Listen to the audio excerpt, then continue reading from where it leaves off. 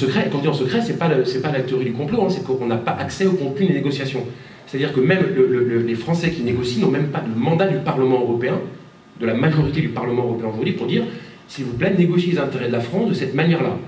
Ouais, la droite peut-être aurait dit autre chose, mais même la majorité, c'est-à-dire la démocratie, n'a pas donné un mandat, un contenu de mandat aux négociateurs. Alors, un négociateur, un des problèmes de TAFTA, c'est donc d'ouvrir le marché transatlantique entre les États-Unis et l'Europe. Alors c'est en gros, évidemment, c'est du moins 10 ans partout, hein, on n'y gagne quasiment rien. Donc l'idée c'est que, là on disait aux Américains, non, votre poulet avec du chlore, on n'en veut pas. Lavé au chlore, on trouve que c'est pas bon en France. On préfère le poulet de Brest qui n'est pas lavé au chlore. Mais si on fait du commerce, on pourra vous envoyer du poulet au chlore. Ou bien on n'est pas super branché OGM, vous l'avez vu, il y a des résistances, et les résistances font qu'à l'arrivée ça ne passe pas. Bien, les produits OGM auront grande porte ouverte. Bon, donc ça, des exemples comme ça, on ne sait pas tout, hein, mais il y en a plein les pages et plein les négociations. Il y a encore plus grave. Ils sont en train de négocier qu'une entreprise privée pourrait porter plainte contre un État parce qu'en fait, il aurait porté atteinte à ses profits espérés. C'est-à-dire que globalement aujourd'hui, si ce TAFTA avait été mis en œuvre, là, Angela Merkel aurait un procès. L'État allemand serait traîné en justice, devant une justice privée, bien évidemment. Hein. Évidemment. Et on dirait, attendez, nous on a investi en Allemagne parce qu'il n'y avait pas de SMIC. Et maintenant vous nous mettez un SMIC, donc on avait calculé notre profit qu'on allait faire sans SMIC, et là vous me dites que vous allez faire un SMIC, donc vous portez atteinte au profit, puisque immédiatement, il va falloir qu'on paye un petit peu plus cher les salariés allemands. Donc, vous portez atteinte au profit qu'on avait espéré lorsqu'on a investi chez vous, donc on vous attaque. Le Canada, qui a signé avec son voisin américain un traité de ce type-là, a été assigné, je ne sais pas si c'est bon, moi je ne suis pas juriste, 19 fois devant un tribunal privé, il a perdu 19 fois. Voilà comment ça. Donc ça, c'est ce qu'ils sont en train... Oui, ça serait aussi. C'est ce qu'ils sont en train de préparer. Donc ça, par exemple, on dit, puisqu'on prend quelques positions fortes dans la campagne, face à TAFTA, on dit non, on se battra autant qu'il faut, le moindre député européen qu'on aura, et j'espère qu'on aura le maximum. Une de leurs priorités, parce que ça sera à l'agenda, on peut dire qu'est-ce qu'ils feront dès le mois de juillet, ils se battront contre ça. Une autre thématique, parce qu'on nous demande aussi, et vous en pensez quoi de l'euro? Alors, on a fait une campagne, il y a une campagne là qui a été énormément menée au sujet de l'euro. C'est une campagne de feignants de faire ça. Campagne de feignants parce que c'est trouver un bouc émissaire. Évidemment que l'euro fluctue et que là, en ce moment, l'euro est un petit peu fort. Est-ce que c'est dramatique? On dit donc du coup, il faudrait sortir de l'euro. Regardons ce qui se passe quand on sort de l'euro. C'est simple, on a un pays qui n'y a jamais été, qui nous ressemble en termes de développement, en termes de taille de population, c'est le Royaume-Uni. Donc le Royaume-Uni n'a pas l'euro. Deuxièmement, le Royaume-Uni a une banque centrale indépendante, c'est-à-dire qui peut dévaluer la monnaie pour devenir compétitive. Alors, comment ça marche au Royaume-Uni? Le Royaume-Uni, vous savez que la France a un déficit commercial. Hein, c'est-à-dire qu'on importe plus qu'on exporte. Notre déficit commercial, c'est 3% du PIB.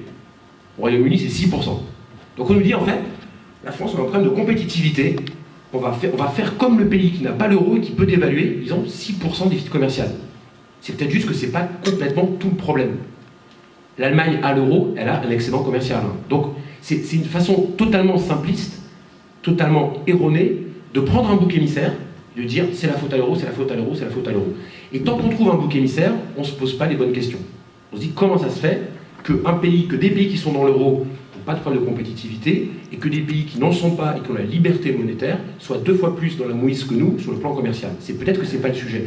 Et quand vous parlez avec des chefs d'entreprise, ils disent oui, parfois ça m'embête un peu, mais en ce moment la personne qui a traité avec de l'acier, avec de l'orge, avec du blé ou avec du plastique, je veux dire qu'avec les mouvements que font les Chinois, les Brésiliens, etc., ça fait bouger le prix de n'importe quel produit bien plus que les variations de l'euro, de manière certaine. Donc évidemment que non, c'est une très mauvaise idée de sortir de l'euro, surtout aller affaiblir sa monnaie quand on a une facture de 70 milliards de pétrole à faire, ça n'a aucun sens, mais bon, visiblement ça arrange quelques intérêts politiques de très court terme qui empêchent de se poser les questions. Et notamment les questions qu'on pose à Nouvelle Donne. Par exemple sur l'emploi. Je ne le prends pas au hasard, c'est la priorité numéro 1 des Français. Nous on pense que sur l'emploi, même avec un misérable 0% de croissance qu'on a en ce moment, on peut faire des choses. On peut faire des choses en Europe et on peut faire des choses en France. On commence par la France. Ce qu'on peut faire en France, par exemple, c'est partager le temps de travail. Alors c'est un truc de... C'est pas nouveau comme idée. Il se trouve que Pierre Larouturou le porte depuis longtemps. C'était aussi une idée qu'a animé le collectif Roosevelt, qui a emmené une partie des réflexions dans Nouvelle Donne. Quel est le point de départ? On s'est fait arnaquer pendant des années, moi le premier. C'est que des gens vous disent, en fait, la France a un taux de chômage plus fort que les autres. C'est totalement exact. Si vous regardez aujourd'hui les statistiques officielles, elles ne sont pas truquées. La France est à 9 et quelques, alors que le Royaume-Uni et l'Allemagne sont à 6. Et ça a été le fondement de tous les débats politiques, tous. C'est que dès qu'ils sont arrêtés, ils se disent oui, mais les autres ils réussissent mieux que nous, regardez, ils ont X% de chômage. C'est tout l'argument qui finit par revenir, etc. La question c'est que ça c'est vrai, mais vu que c'est partiellement vrai, c'est totalement faux. Et parce qu'on c'est le problème. C'est qu'il y a un truc qu'ils ne vous disent jamais. Un truc qui pourtant sont des chiffres publics, enfin plus c'est pas inventé, c'est qu'effectivement l'Allemagne ou l'Angleterre ont ces taux de chômage là. Et ils ont un autre chiffre. C'est le nombre de temps partiel. Qu'est-ce qu'ils ont comme temps partiel? Ils ont les deux 25% de temps partiel. Et ce temps partiel, il est partiel de combien? Il est partiel inférieur à un mi-temps. Il est en moyenne à 18,5 ou 19 heures. Et donc ça veut dire que nos voisins, alors du coup on a vérifié, on a regardé avant la crise, tous les pays qui avaient 5 ou 6% de chômage, c'est-à-dire qui étaient vendus dans les médias ou dans la politique comme étant proches du plein emploi, tous sans aucune exception, tous, ils avaient au moins 25% de temps partiel qui ne dépassait pas un mi-temps. Ça veut dire qu'autour de nous, il n'y avait aucun pays au plein emploi. Il n'y a pas de modèle. Personne, aucun pays d'Europe n'arrive au plein emploi. Simplement, du coup, vu qu'il n'y a pas du boulot pour tout le monde, les pays se sont organisés différemment. La France, on a dit pour l'instant, faute de courage et faute de bonnes idées, on a dit, vu qu'il n'y a pas du boulot pour tout le monde, on va déjà mettre une personne sur 10 à mi-temps. Ça, c'est les 10% de chômeurs. Ça, c'est le modèle français, ou italien, ou etc. Ce modèle-là, belge. Les autres, ils ont dit, vu qu'on n'a pas du boulot pour tout le monde, on va mettre une personne sur 4 à mi-temps. Nous, à Nouvelle Donne, on pense que ces deux trucs-là, ça ne marche pas. 10% de chômage, on voit bien le drame social que c'est, l'inefficacité économique totale du truc. Et 25% de temps partiel, de 25% de mi-temps, c'est 25% de gens qui gagnent un demi-salaire. Donc ils sont capables d'avoir une demi-vie. Et puis surtout on ne part pas de salaire très très haut. Donc quand on commence à couper en deux, on arrive vraiment au niveau de gens, soit juste au-dessus du niveau de pauvreté, soit juste en dessous, voire beaucoup moins. Donc le seul modèle qu'ils ont trouvé, c'est de mettre une personne sur 4 à mi-temps. Imaginez ici, si on prenait 1 sur 4 là, dans tous les rangs, vous dites, tant pis, tu auras un demi-salaire. Ça n'est que comme ça qu'ils sont arrivés à avoir leurs 5-6% de chômage. Or, ces pays-là, ils ont été gouvernés, certains pendant des années, par des gouvernements de gauche, et d'autres pendant des années par des gouvernements de droite. Et là, je ne fais pas la facilité de dire qu'ils ont fait la même chose. Sur certains aspects, ils l'ont fait, mais pas sur d'autres. C'est pas vrai de dire que les Suédois ont fait la même politique qu'en Angleterre, etc. Et ils sont arrivés au même résultat. Ça veut dire que globalement, tous, quand la gauche fait que ça ne marche pas, que la droite fait que ça ne marche pas, c'est qu'en fait, ils passent à côté de quelque chose. Et la chose à côté de laquelle ils passent, c'est qu'ils n'ont pas compris qu'on avait changé le monde, ils n'ont pas compris une révolution qui s'est passée, qui est la révolution de la productivité. Vous l'avez intuitivement mieux compris qu'eux. Vous voyez bien que quand vous prenez un billet de train, il n'y a plus la guichetière en face. Vous voyez bien que quand vous allez à la banque, c'est vous-même qui remplissez votre chèque. Vous voyez bien que quand il y a un déménagement, de temps en temps, vous avez des bras articulés qui font qu'il n'y a pas 4 mecs qui descendent le buffet, etc. On le voit partout, la productivité. Si vous rentrez dans une usine d'automobile aujourd'hui, ils ne sont pas très nombreux autour de la chaîne de production. En tout cas, beaucoup moins qu'avant. Quand vous regardez dans les services aujourd'hui, il y a des logiciels de comptables. Donc il y a besoin de moins de comptables. Et ça, c'est dans tous les métiers. Bon, il s'est passé ça. Donc là, première solution, on casse toutes les machines, on débranche tout, etc. Ça ne me paraît pas être une bonne idée, parce que globalement, ça a permis d'éviter des métiers pénibles, des tâches répétitives, etc. Mais si on se contente juste de rien faire, on garde le taux de chômage avec lequel on part. On dit, bon, mais on ne va pas rendre les gens moins intelligents, moins productifs, on ne va pas faire revenir la technologie en arrière. Le seul truc qu'on peut faire, c'est d'enlever la productivité qui est de la pression. C'est d'arrêter les trucs comme il y a chez Orange, la productivité de management qui presse les gens. Ce n'est pas la plus grosse partie. Celle-là, attaquons-nous. Le reste, on l'a.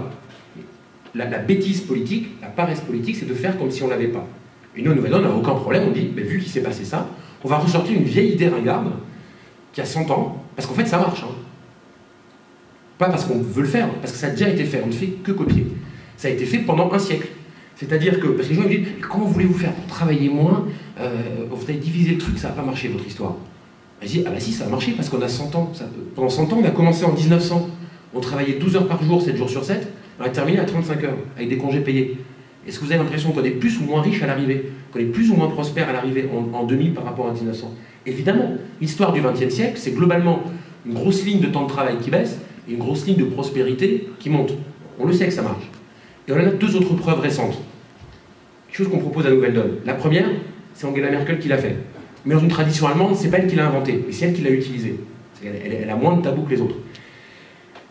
Les autres, c'est les socialistes français. Pendant la crise de 2009, ils se sont dit, on a un truc qui s'appelle le Kurzarbeit, c'est le travail court en allemand. Ils ont dit, en fait, quand une entreprise s'apprête à licencier, parce que son carnet de commande a baissé, c'est tout simple, hein, c'est la vie de toutes les entreprises, quand le carnet de commande se réduit pendant assez longtemps, on ne peut plus payer les gens, on a amené à licencier. Ça, c'est ce qui s'est fait en France. On a laissé les entreprises licencier. On a amené, ils ont dit, non, on va vous proposer un autre deal. En fait, plutôt que de licencier 20% des gens là, qui sont, entre guillemets, en trop par rapport aux commandes, vous avez baissé le temps de travail de tout le monde de 20%, et les gars, on va les garder. Alors, qu'est-ce qui se passe? C'est qu'on baisse le temps de travail des gens de 20%, l'entreprise leur baisse leur salaire de 20%, mais le pôle emploi allemand, il ne se prend pas des gugus au chômage. Et donc, lui, pour éviter ça, il donne un complément de 95% du salaire, qui fait que la personne n'est pas licenciée et touche 95% de son salaire. Ce qui fait que si on avait fait la même chose que l'Allemagne, on aurait eu 800 000 chômeurs de moins. Donc on n'est pas en train de parler d'un petit delta, on aurait 800 000 chômeurs de moins. La même chose, ils l'ont fait au Canada et ça marche, ils l'ont fait dans une moindre proportion.